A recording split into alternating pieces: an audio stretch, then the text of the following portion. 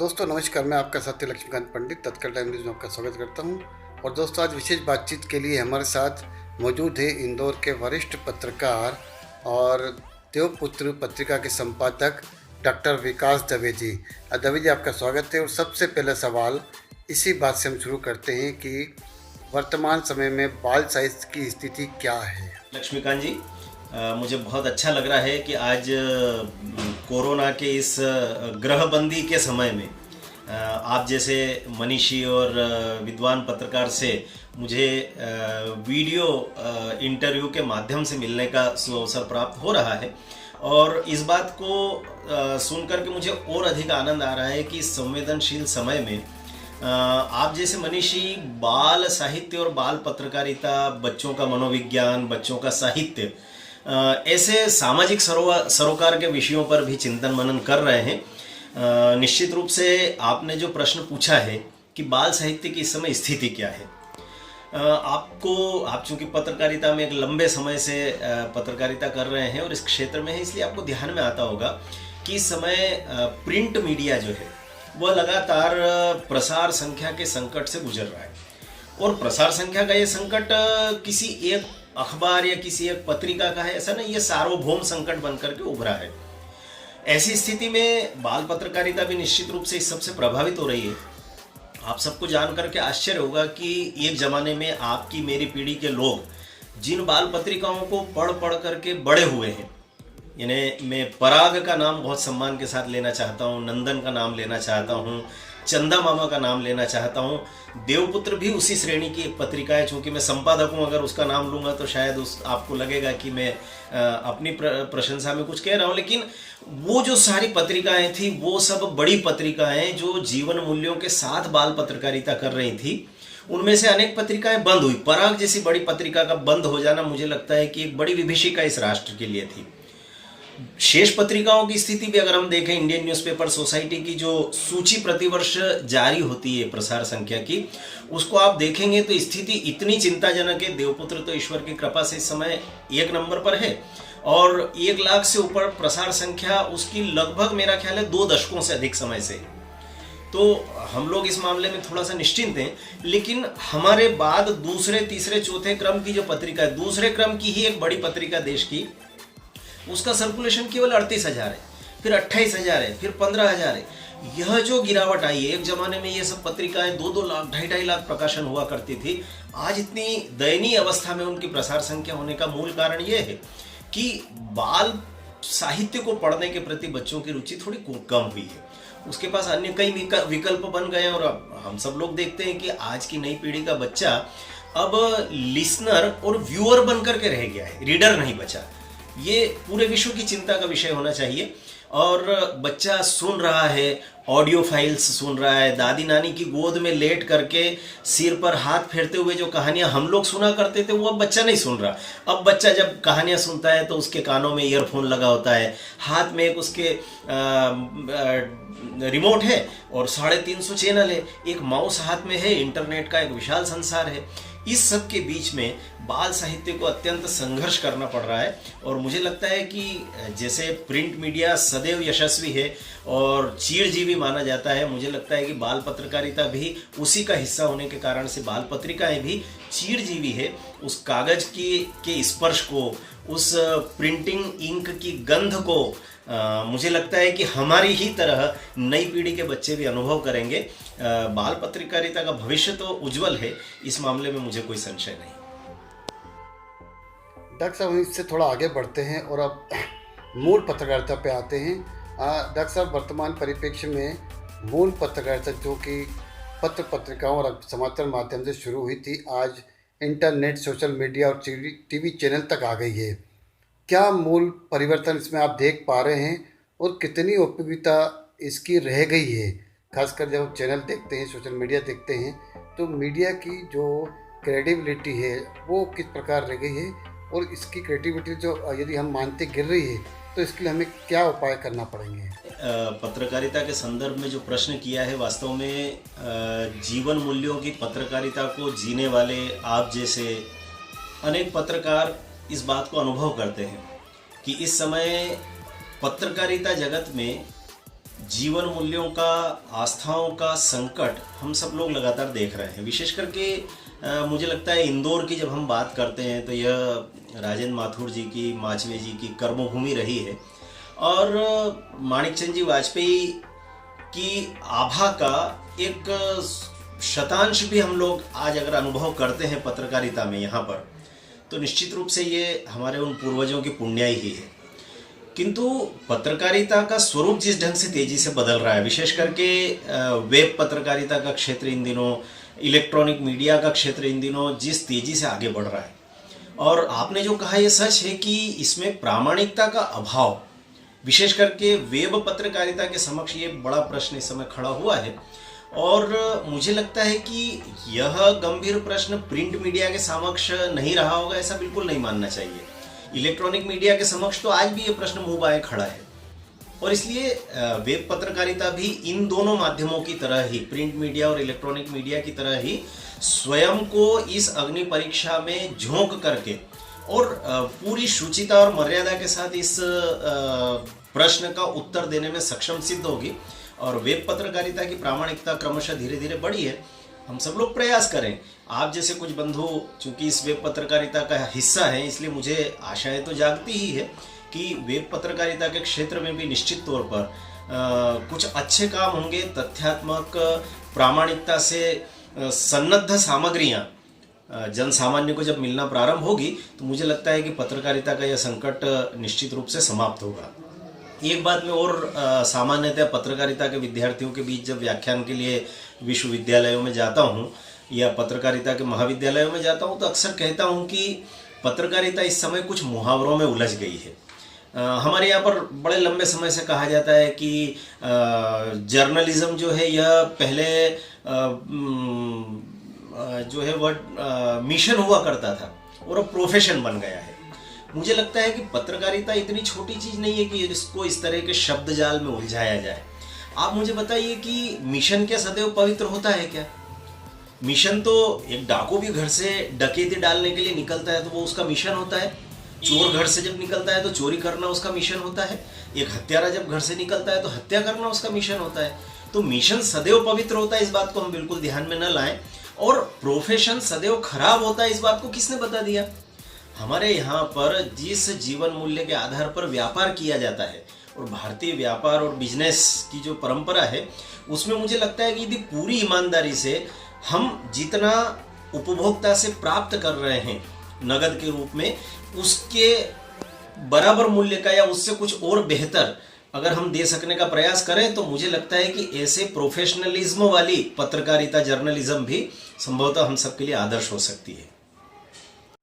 Sir, एक बार हम पुनः बाल साहित्य पे आते हैं, और चूंकि आप तो पीएचडी कर चुके हैं, पीएचडी करवाते हैं और बाल साहित्य में आपकी महारत हासिल है, तो जो लेखक, जो नवोदित लेखक इन दिनों बाल साहित्य की रचना कर रही हैं, जो इस क्षेत्र में आना चाहते हैं, आप उनको क्या सुझाना चाहते हैं कि किस प्रकार की रचना कर्म वो करें ताकि अपने हुनर में महारत हासिल कर पाएँ?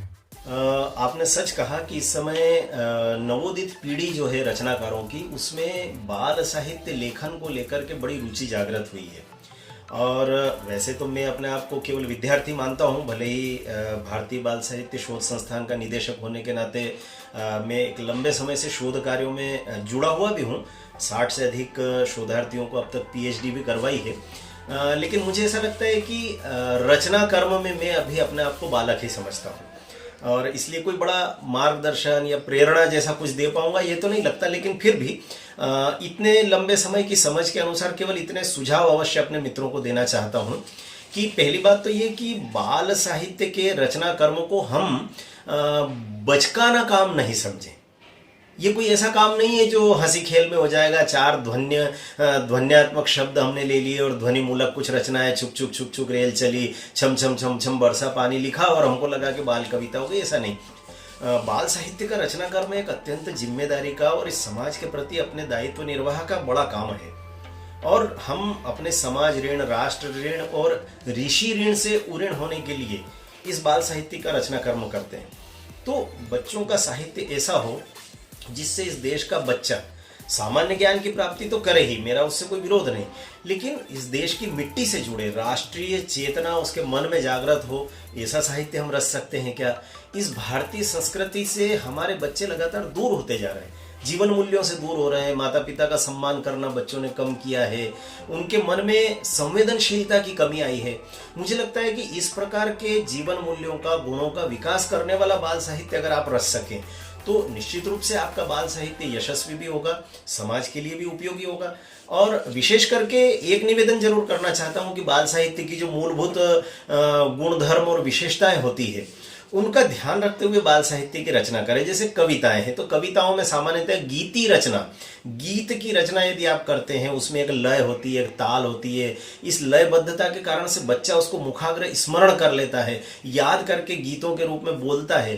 तो इसलिए छंद विधान का निर्वाह करने वाले लोग ही कृपा करके बाल कविताओं की, गीतों की रचना करें तो ज्यादा अच्छा है। मैं ऐसा नहीं कह रहा कि नई कविता नहीं लिखी जा सकती, लेकिन बच्चों की समझ अभी नई कविता जितनी नहीं होती है, चूंकि वह छोटा है, और इसलिए गीत के रूप में लिखें। कहानियां भी जब हम लिखते हैं, आलेख जब हम लिखते हैं, जीवनियां हम लिखते हैं, तो कम से कम वो ऐसी हों जो बच्चों को प्रेरणा दे सके, उसको जीवन संघर्ष के लिए तैयार कर सके। आने वाले समय में वह राष्ट्र का एक जिम्मेदार नागरिक बनने वाला है, इसलिए देश समाज के प्रति उसकी जिम्मेदारियां क्या क्या है, उसकी संवेदनशीलता कहाँ कहाँ होना चाहिए, इन सब बातों को यदि हम बाल साहित्य के रूप में बच्चों को दे सकें तो मुझे लगता है कि इन नवोदित रचनाकारों का बाल साहित्य रचना कर्म सार्थक हो सकेगा। डॉक्टर साहब, इस समय कोरोना लॉकडाउन चल रहा है और आप और हम उम्मीद कर रहे हैं कि लॉकडाउन जल्दी खत्म हो, लेकिन शायद ये लंबा चलेगा। जो दर्शक आपको इस समय देख रहे हैं, इंदौर वासी आपको देख रहे हैं, उनके लिए आपका क्या संदेश देगा कि कोरोना से किस प्रकार बचाव करें और क्या उपाय करें जिससे कि वो कोरोना महामारी के इस संक्रमण से बच पाए?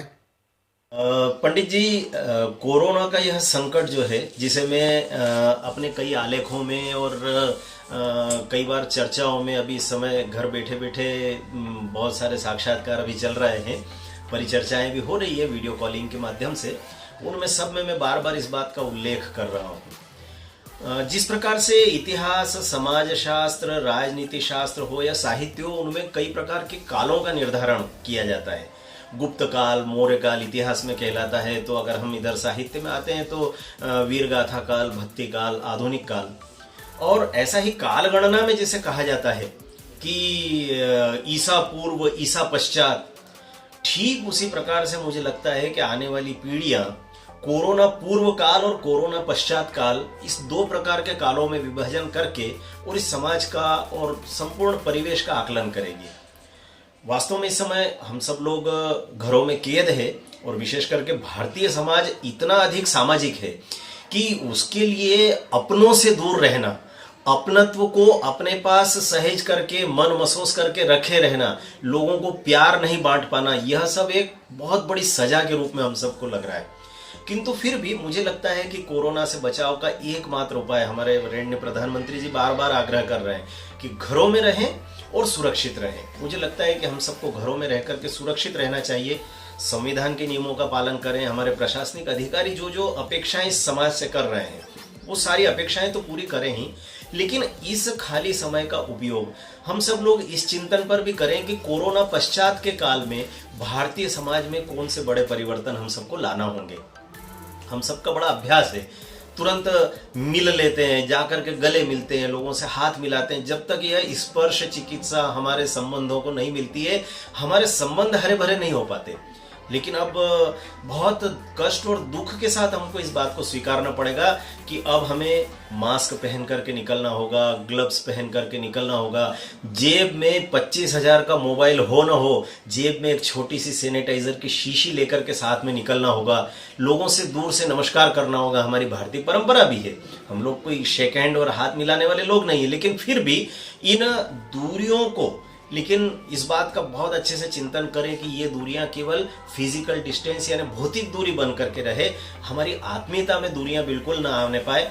हम अपने पड़ोसी से, अपने आसपास के लोगों से, समाज के लोगों से उसी आत्मीयता के साथ मिलेंगे, किंतु इस फिजिकल डिस्टेंस को, इस भौतिक दूरी को हम पालन करते हुए इस समाज का हिस्सा बनेंगे। इस समय भी सेवा कार्यों की बहुत आवश्यकता समाज को है।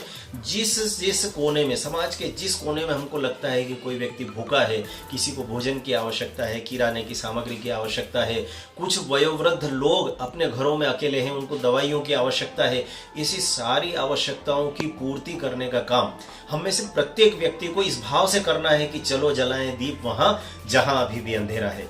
और इस सब के बीच में एक निवेदन करना चाहता हूं। आज लगभग सभी समाचार पत्रों में उल्लेख है इस बात का, विशेष करके इंदौर के लिए, कि इंदौर के लगभग 90% जनमानस जो लोग हैं इंदौर के, वो सब के सब मानसिक रूप से इस बीमारी के भय से पूरी तरीके से जकड़ चुके हैं। हम सब लोग कुछ सकारात्मक काम करने का प्रयास करें। घरों में भजन हो सकते हैं, गीत हो सकते हैं, वाद्य बजा सकते हैं। थोड़ा सा आनंद के अवसर हम सब लोग परिवार के साथ तलाशने का प्रयास करें। और इस विषाणु से डरने की आवश्यकता नहीं है, केवल सतर्कता की आवश्यकता है। मुझे लगता है कि लिखने पढ़ने में ये साहित्य जो इतना हमारे पास हो सकता है कुछ अधिक होगा पत्रकारिता के क्षेत्र में है इसलिए, लेकिन जिसके पास जो साहित्य है उस साहित्य को हम सब लोग पढ़ें और इस साहित्य को उतारने का प्रयास करें जीवन में। और बाकी सारे साधन भी हैं, टीवी का भी आनंद लें, मोबाइल का भी आनंद लें, इंटरनेट से इतनी सूचनाएं आ रही है, लेकिन इनमें भी नकारात्मक सूचनाएं जो इस विषाणु से संबंधित है उनको कम से कम समय देते हुए ज़्यादा से ज़्यादा समय आनंद के पलों को देने का प्रयास करें, तो मुझे लगता है कि हमारा मनोविज्ञान थोड़ा सा ठीक हो सकेगा। और इसलिए मैं यही निवेदन करता हूँ कि कोरोना काल में इस संयोग से मिले हुए खाली समय का जितना अधिकतम सदुपयोग हम अपने उन पुराने शौक को याद करें। किसी को चित्रकला का शौक है, किसी को गायन का शौक है, कोई कुछ और करता है, कोई लिखता है, कविता कहानियां लिखता है। ऐसे सारे अपने शौक पूरे करने के लिए ईश्वर ने हमको समय दिया। इंदौर के लोगों को तो 40 दिन हो गए इस तालाबंदी में, अभी पता नहीं और कितना समय लगेगा क्योंकि स्थितियां अधिक खराब है। तो इसलिए इस पूरे समय का सदुपयोग हम सब लोग करें, ये निवेदन मैं सब लोगों से करना चाहता हूँ। तो मित्रों, ये थे डॉक्टर विकास दवे जी, जो कि बाल साहित्य में हमसे चर्चा कर रहे थे। हमें उम्मीद है कि आपको ये हमारा प्रयास पसंद आया होगा। और डॉक्टर साहब, आपने हमसे बातचीत करी, इसके लिए आपको धन्यवाद।